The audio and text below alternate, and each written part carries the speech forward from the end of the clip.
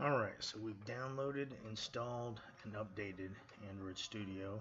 Got all the SDKs in there, software development kits, and we're getting ready to build our first app.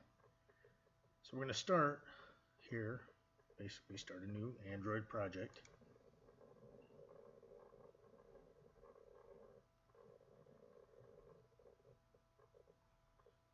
Alright, once you click on that, we're going to name the application, and we're just going to call it My Test App. Alright, down here, company domain. For this portion, you can just go ahead and leave it as is. It'll be something example.com probably.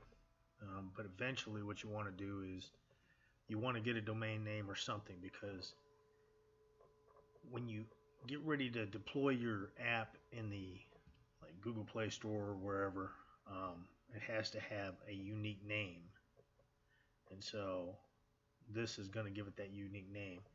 And then your whole package name is basically all of this and that backwards. So it starts with com, like over here, dot example dot cruise dot my test app.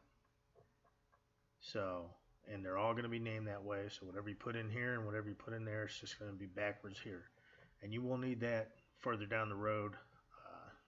It's not too important right now. Right now you just got to name it whatever you're going to call it, and then, like say, have something in here that looks like a domain name.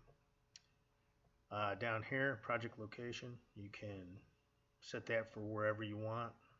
We'll go to, let's test it out.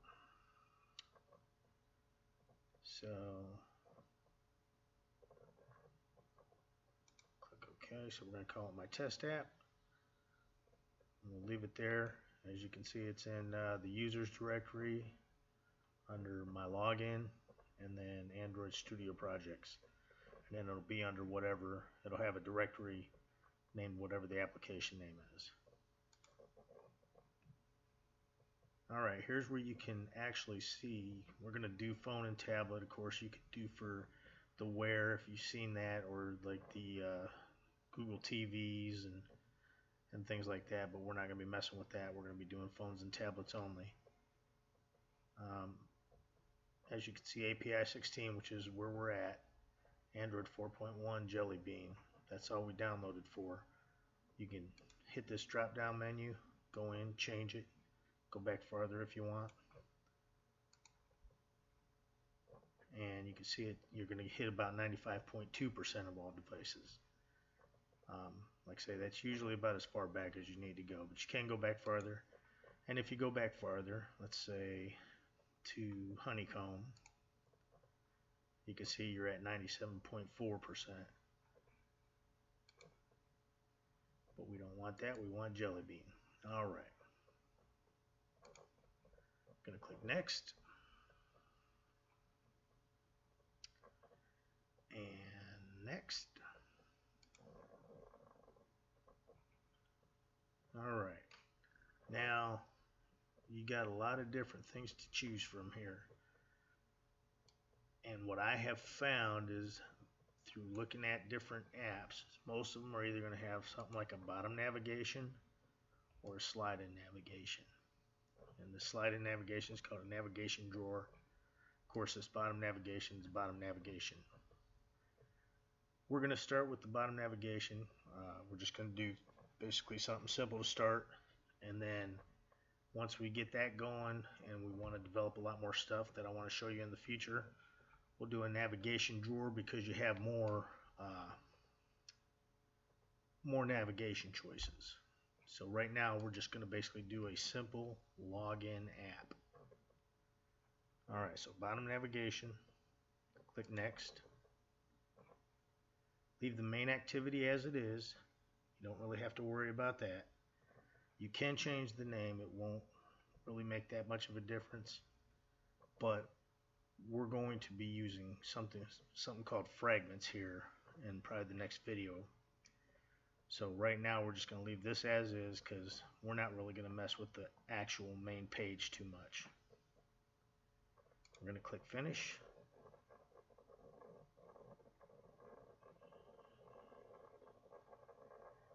And it'll take it a few. You'll see some things happening. It's building my test app. You can see Gradle, resolve dependencies. And that Gradle, you're going to find out what that is here in a few. But it's basically compiling all your stuff right now into an app. Alright, once you get up here, if you look at the bottom, this bottom of the app here, if that's busy, which you can see this little thing turning around, 2 processes running, then you have to wait until it gets done before you do anything.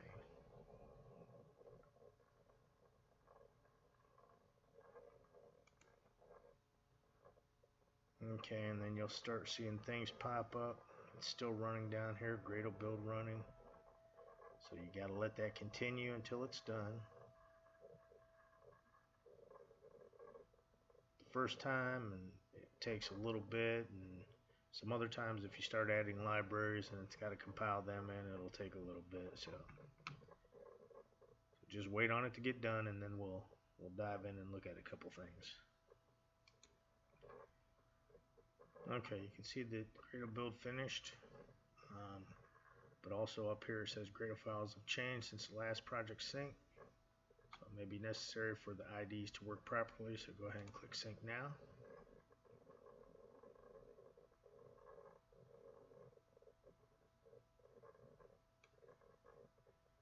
And that's something you got to keep an eye on, is that upper corner. If it says sync now, go ahead and sync it so that everything, basically everything that you need, all your libraries have been put into the project.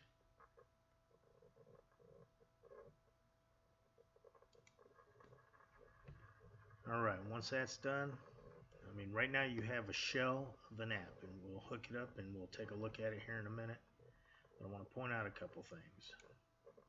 Down here in Gradle scripts, you will be messing with this build Gradle every now and then. The second one, module app. If we go in there and we look at it, you basically got the SDK version that you're compiled for, which is the latest, and our minimum SDK version is 16, which was Jelly Bean 4.1. Down here, you've got different libraries basically that have been compiled into your app. See compile, and then what it is. And we will be looking at that a little ways down the road, because we're going to be setting up something called Volley, and we'll have to compile the libraries from Volley into our program so that we can talk back and forth to the database when we design a login and registration portion of our app. So, and that's pretty much all that you're going to do here for now, is basically add libraries if you need them. Other libraries include Google Maps, Google Location, PayPal, things like that. Alright,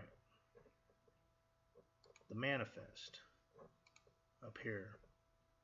Another very important part, this is where you're going to add permissions.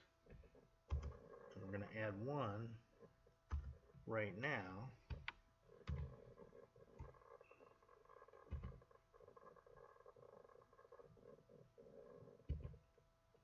And as you can see, as you type, you have something called IntelliSense, where it gives you like other options based on what you've already typed. And if you hit the tab, it goes right through.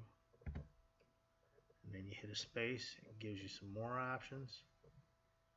What we're going to want, oh, we didn't want configuration, we wanted permission. So it uses permission, and the permission that we want to set in here for talking to our database is internet. So if you scroll down, you'll see permissions all in alphabetical order: body, broadcast. Scroll down, come to internet, double click on it, and then you're going to basically close the tag by hitting a /, and basically now you have internet permissions in your Android app. Alright, the other places, your Java. So you got your main activity there and your layout. So this is the layout is your design. So we'll take a look at that right now. You've got a linear layout with a frame layout with inside, and we'll get into layouts later. And then a text view in there with the word home put in there. And if you scroll down, that's pretty much all. You got the bottom navigation view, which the layout gravity is at the bottom. So that's where it's forced to the bottom, and you'll be able to see that here shortly.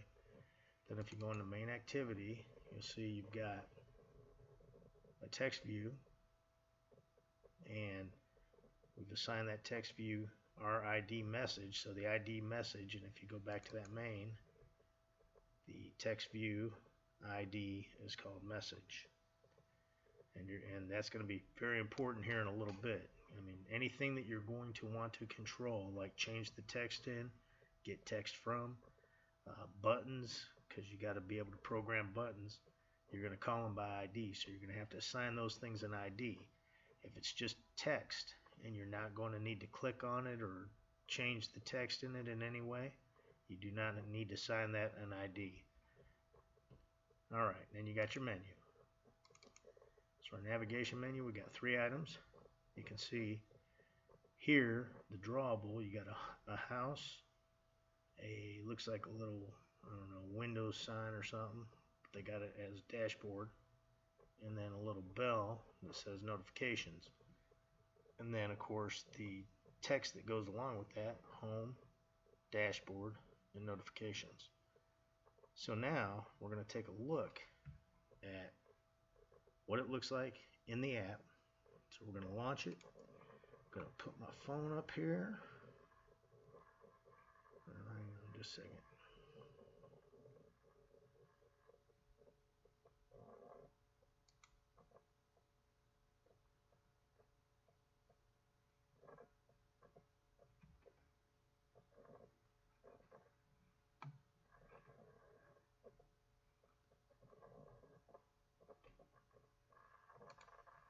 Alright, so there's my phone.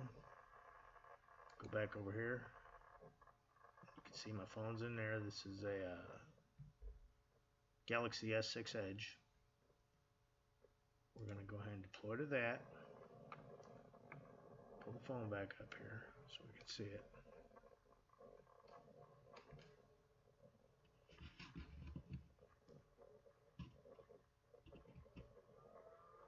And as you can see down here, you got Gradle build running. So right now it's building.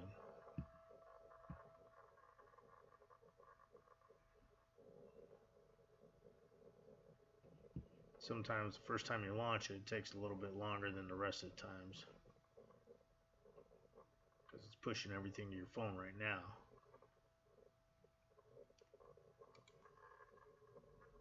Alright, then we'll start indexing.